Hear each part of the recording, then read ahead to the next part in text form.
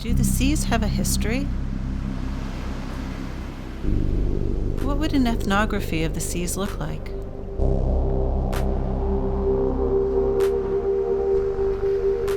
In November 2018, a group of academics, activists, and artists came together to discuss these questions.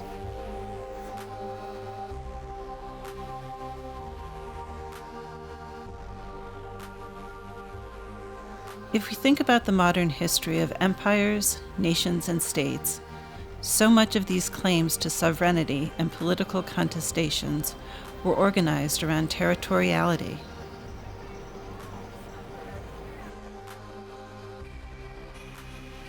But who owns the seas? For whom is the sea home?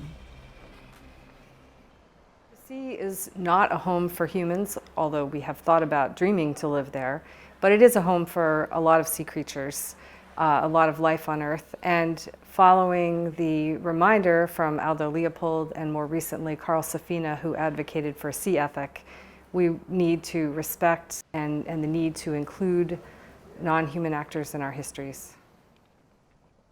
When you think about the possibility of the sea being a destination, as an environmental historian, I realized that the kind of binary that goes with that is that for some living things on Earth, many living things on Earth, the sea is a home. So it isn't yet a place where humans can live, although we have imagined that we might do that with undersea habitats and things like that. In 1962, will now spend 30 days at the bottom of the Pacific Ocean.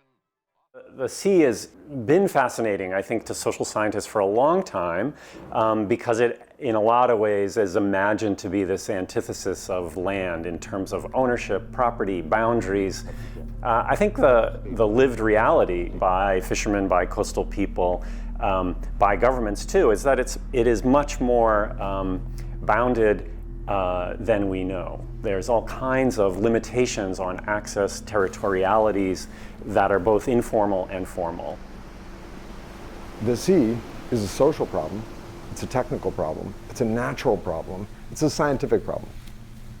In a very basic way, nothing's more political than the resolution of social conflict.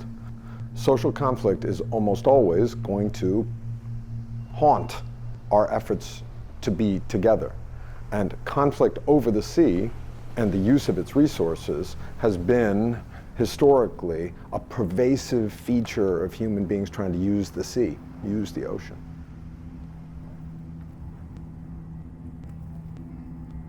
The sea is a place that really foregrounds how knowledge is political. We can easily point to different knowledges, the knowledge of research-based science versus the knowledge of fishermen or people who actually live on the sea. And those are not always in sync, and they create tensions, struggles, politics around how many fish are left, and so on and so forth.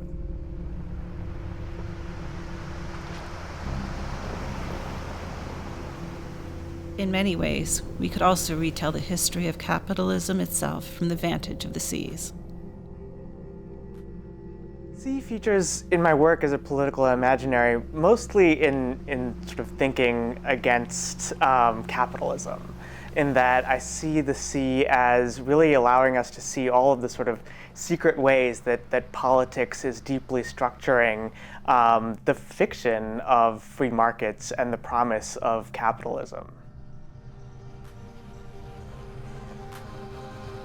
While the seas were critical for the development of modern empires and states, or even modern capitalism itself, what about now?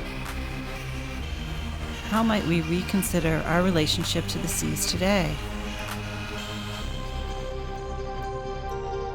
With the threat of ever-looming regimes of regulation and the threat of large-scale climate catastrophes, these questions are urgent.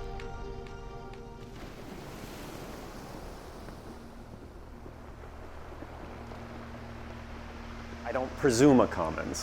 What I do instead is try to think of ways that my research might solicit a commons. To what degree do action research projects with people who live on the water get them to think about and live that commons, right? Rather than the alternative, which is to live it as a site of individual profit. The commons, as it is imagined, let's say, after Industrial Revolution is not the commons before the Industrial Revolution. People are not individual and are then free to navigate the commons, but pretty much related. I think is actually like super exciting is that there's no canon, right? When we think about like the oceans. So there's no established sort of body of knowledge, and there's also no disciplinary canon or disciplinary sort of like division yet. So what we're actually able to do is bring together like interdisciplinary people and actually somewhat create a common language about the ocean and create a sort of canon